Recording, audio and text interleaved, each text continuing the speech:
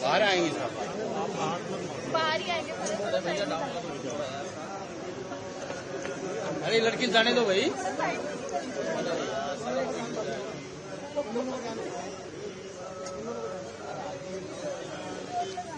घुस जाओ ना अंदर आप लोग। चलो सर, चलो प्लीज चलिए, आइए सर, आइए।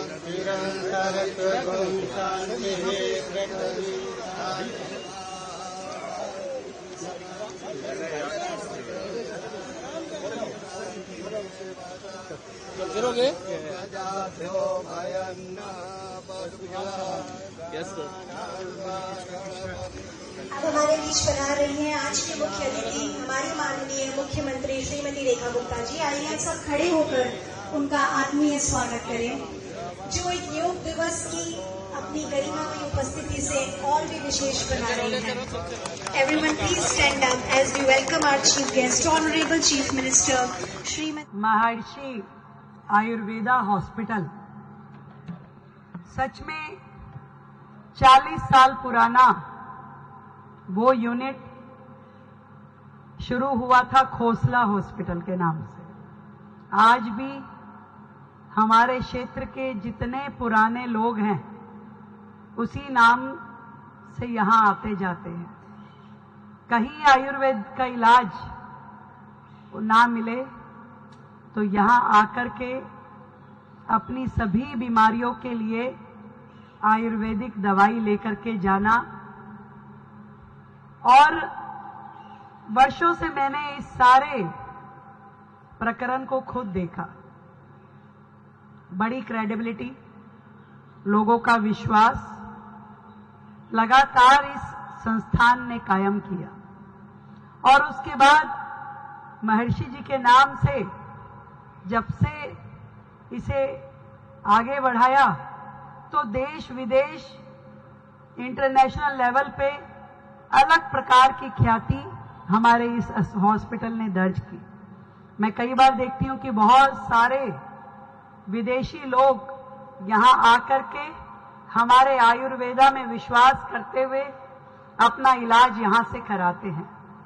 और सच में दिल्ली से कहीं और दूर जाने की जरूरत नहीं है। आज जितने हमारे आयुर्वेदिक संस्थान हैं, चाहे वो एम्स आयुर्वेदा हो, चाहे हमारे अलग अलग आयुर्वेदिक हॉस्पिटल हैं, और एक ये जो प्राइवेट जरूर है, परंतु आज हमारी सांस्कृतिक धरोहर ऑल्टरनेटिव मेडिसिन की लाइन में महर्षि आयुर्वेदा हॉस्पिटल का बहुत बड़ा नाम है। मैं बधाई देती हूँ लक्ष्मण जी को, पूरी मैनेजमेंट को, और यहाँ पे कार्यरत सभी अधिकारियों को, डॉक्टर्स को, थेरेपिस्ट को, जिन्होंने हमारे देश की इस विरासत को कायम रखा। और न केवल कायम रखा बल्कि इसको और आगे बढ़ाया। जिस विश्वास के साथ लोग इस हॉस्पिटल में आते हैं, हमारे आयुर्वेदा से जुड़ना चाहते हैं, इस परंपरा को और आगे लेके जाना है। और मैं मानती हूं कि देश में जितनी विधाएं हैं उन सभी विधाओं में भारत की बहुत ज्यादा कमांड है। आज बाकी देशों में देखते हैं तो केवल एलोपैथी पे पूरी मेडिकल इंफ्रास्ट्रक्चर चलता है, पर हम सौभाग्यशाली हैं कि हमारे ऋषि मुनियों ने से लेकर के आज तक जिस तरीके से नाड़ी ज्ञान से लेकर के शरीर के हर इंद्री पर किस तरीके से इलाज हो सकता है, उसका इतना बड़ा विज्ञान, उसके इतने बड़े बड़े वेद और पुस्तकें हमारे बीच में उपलब्ध है कि जो जितना हम उसे अपनाएं उतना ही उसका प्रचार और उसकी उतनी ही उपयोगिता बढ़ने वाली है। और एक ऐसी फील्ड जिसके कोई साइड इफेक्ट नहीं है।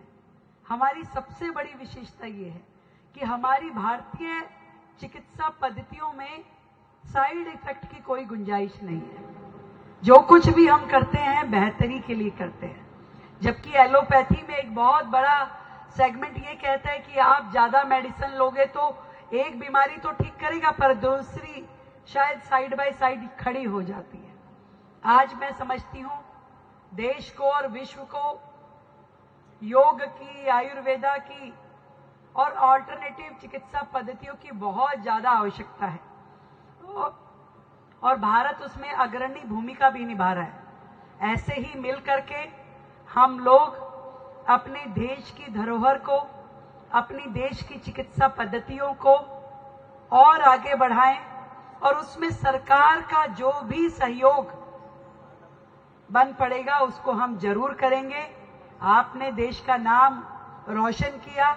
आज इतने अधिक देशों में आपकी यूनिट चल रही है, योग ध्यान केंद्र चल रहे हैं और एक सुंदर दिन योग दिवस का 21 जून को हम सब मिल करके मनाने वाले हैं।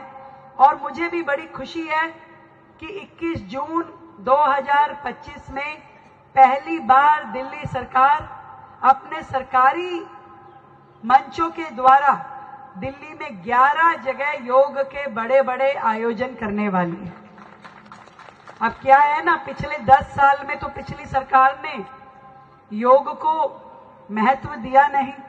उन्हें लगता था योग मतलब मोदी जी, उन्हें योग में भी मोदी दिखता था। मोदी जी ने यदि योग को विश्व प्लेटफॉर्म पे जगह दिलाई, आज पूरा विश्व के हर देश योग दिवस को बड़े मन से मनाते हैं। हम देखते हैं कहीं पहाड़ों से लेकर समुद्र तक, बर्फ के टीलों से लेकर के रेगिस्तान तक, जब लोग योग की प्रक्रियाएं कर रहे होते हैं विश्व के सभी देशों में, तो हम सबको, हर भारतीय को एक सम्मान की अनुभूति मिलती है।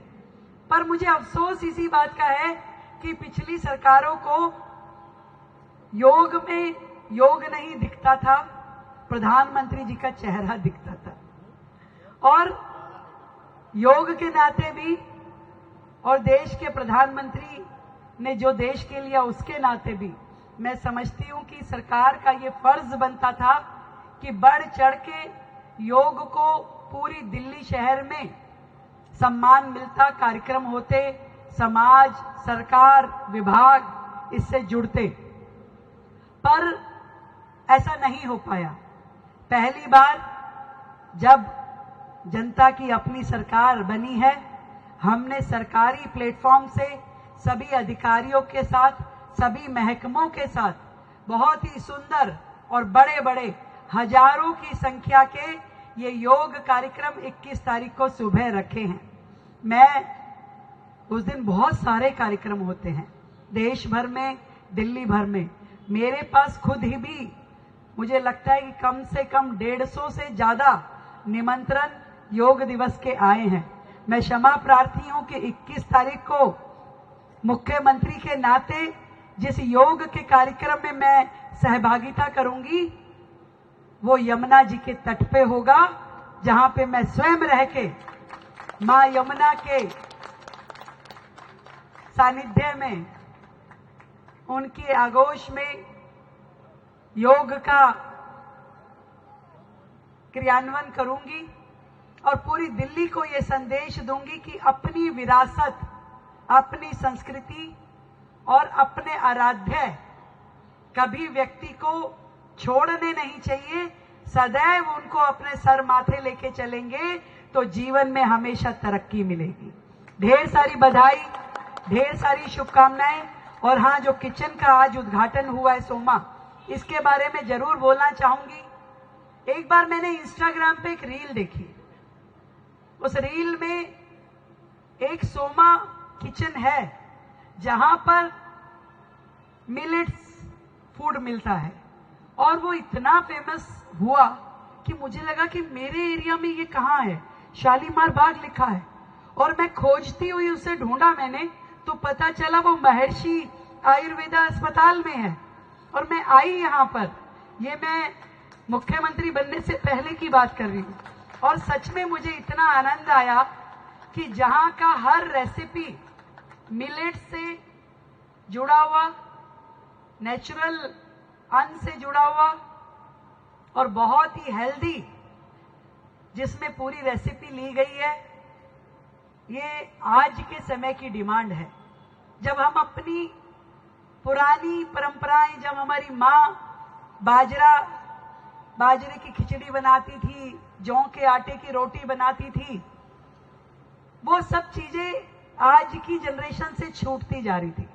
जब विदेशों में वही चीजें पैक करके आती हैं, उसकी पैकिंग शानदार हो जाती है, तो हम कहते हैं दिस इज मिलेट। पर वही हमारे घरों में जब इस्तेमाल होती है तो हम कहते हैं ये हमारे टेस्ट का नहीं है।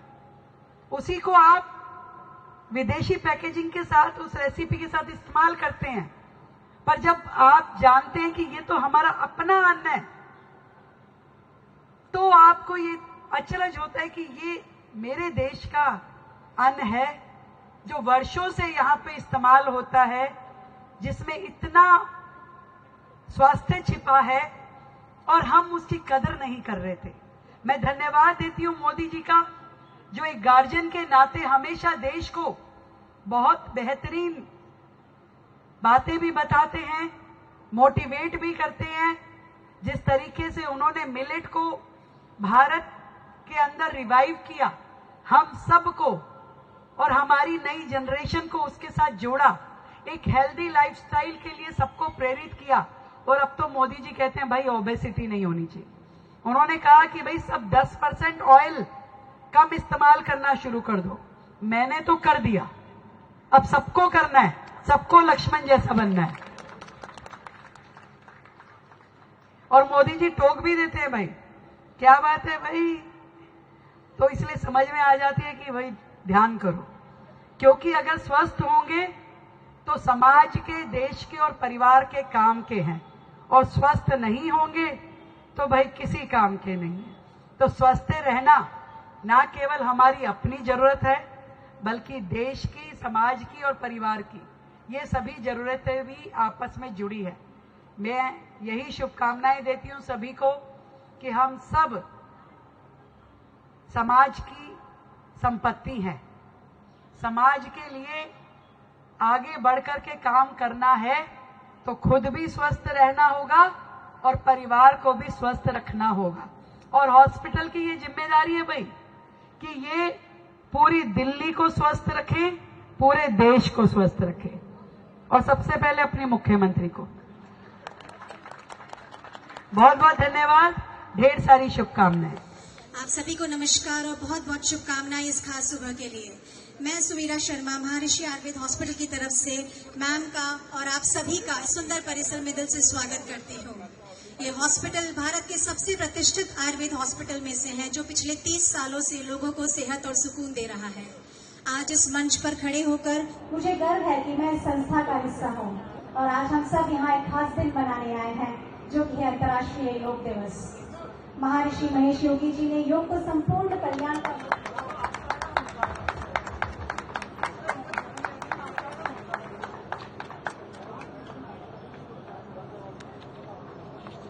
अब मैं हमारी डायरेक्टर मैम प्रज्ञा मैम से रिक्वेस्ट करूंगी कि वो महर्षि आयुर्वेद प्रोडक्ट्स का एक उपहार मैम को भेंट करें। महर्षि आयुर्वेद के प्रोडक्ट्स दुनिया भर के 40 देशों में एक्सपोर्ट होते हैं, और ये गुणवत्ता से भरपूर पूरे विश्व में माननीय है। अब मैं हमारे डायरेक्टर सर लक्ष्मण सर से रिक्वेस्ट करूंगी कि हमारी बुक महर्षि जी की जीवनी एक वैज्ञानिक संत मैम को एक भेंट दें।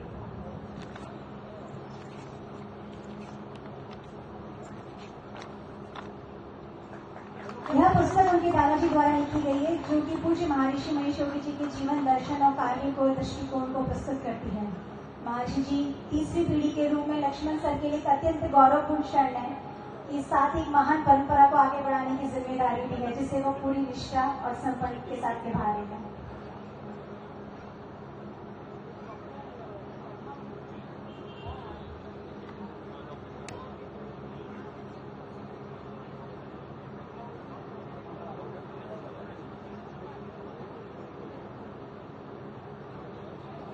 अब अब मैं निवेदन करती हूँ लक्ष्मण श्रीवास्तव जी से कि आज के इस विशेष अवसर पर हम सभी को स्वागत संदेश से संबोधित करें।